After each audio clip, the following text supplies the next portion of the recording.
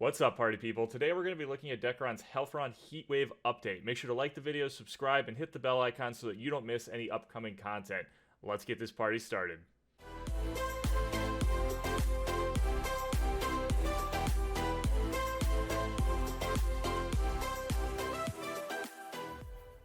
Okay guys, let's take a look at what Dekaron has brought us today. So this is called the Helpyron Heatwave Update. Basically, starting off, we got a new repeatable quest for the Forgotten Underground Temple, which you can take from NPC Tora, located in Matira, and these are the rewards for it. Basically, you get 1 billion, a 1 billion point experience reward. In addition to that, you get this dirt-stained pouch. So let's take a look at this dirt-stained pouch and see what we get. So Grandmeister Skill Book Random Box, I mean, that's pretty good. You know, more of those in the game is always going to be great. 35%, also very good. Anytime they give the ability to get graces without actually spending money, I think that's really nice. And the Pirate Coin, which I think is for one of the earrings. I can't remember exactly, but it'll be good to have that. I also think it's good that it's tradable, so hopefully they'll get some on the market for anyone who wants to buy those. Tristy Goldie Key, yep, so premium items, which is always nice. Cardia and Shining Cardia, which are required for that earring I was talking about, so having those and having them tradable is just going to be great. And then a bunch of stuff for crafting Helian gear. I think it's good to have more ways to get that besides just farming the dungeon, and obviously some damage stones are also good as well. Now, overall the rewards look pretty good. My only thing is that you can only do this once a day, so it's not, I don't know, that excited to me, because it's like, you're just going to run in and run the dungeon once. It'd be nice if it was like, you know, farm this dungeon, do this repeatable quest. I think that would have been better. Also, the 1 billion point experience reward to me, just, I don't know, I just don't think it's enough. I was like thinking about it a little bit, and I mean, when you're going from, let's say, level 197 to 198, I mean, 1 billion experience points is literally, it's like, I think it's like 0.05% maybe, and you can only do it once a day.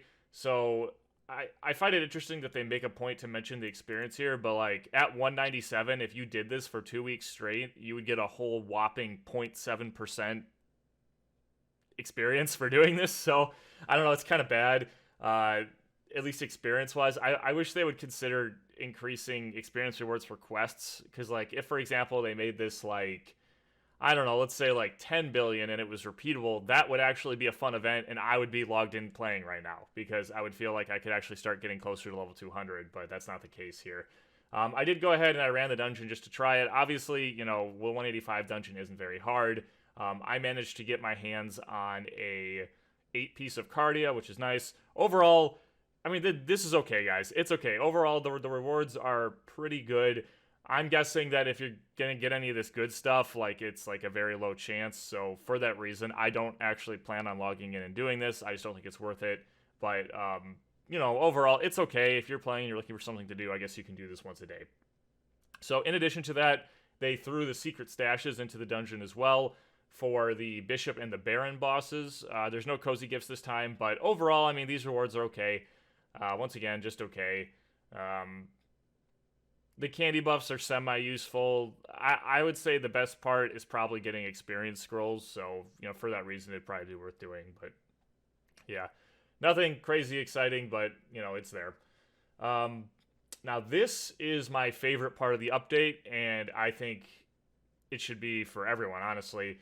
They added reset gems to NPC Jack, who's the seed exchange dude, and now you can go to him, at least for a limited time, and you can get stat resets for seeds. Now, this is fantastic, because what this does is it allows you to switch your stats around without having to actually pay money, which is great.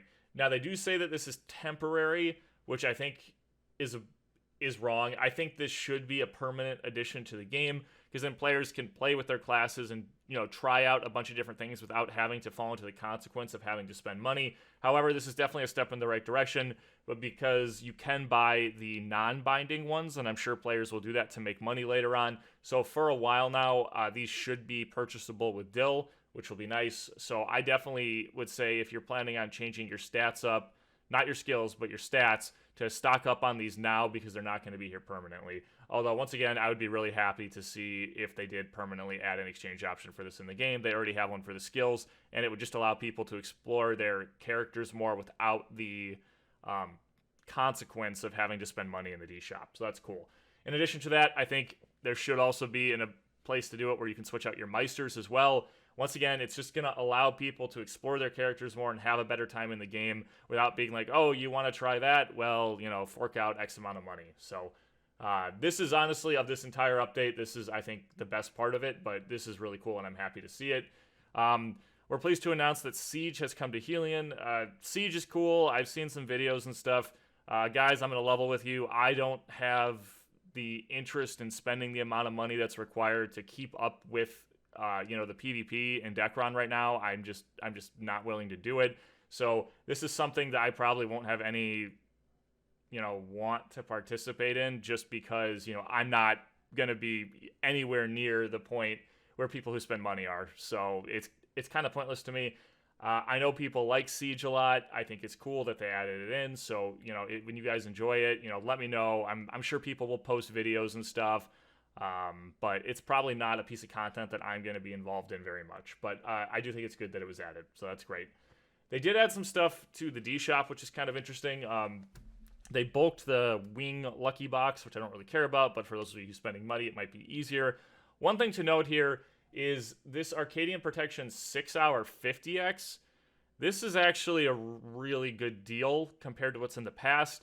If you're like me, though, you're still like, I don't feel like I should have to spend money to get to level 200, which is why I won't be buying any. But for those of you who are like waiting for a good deal or something, this is actually a really good deal on the Arcadia production or Arcadia protectors. So that's pretty cool for those of you who are going to be spending money. But like I said, it's just not something that I'm personally willing to throw into, because I still don't think I should have to spend money to get to level 200. I think that's dumb. They did add some additional stuff to the, or some additional fishing stuff. Once again, fishing is just entirely D-shop based, so it's just another piece of content that I have no interest in. So, but I would imagine that these casting bijous and the 7-day exchange box would be useful for those of you who are trying to get the gold dragon scale belt or update it, and you're willing to spend money. So there you go. It's there if you want it. They did also add in a couple of bug fixes and minor changes. So they were having some issues with items disappearing. It looks like they've corrected that. The experience scroll from the connection rewards now stacks up to 999. Thank you, thank you, thank you.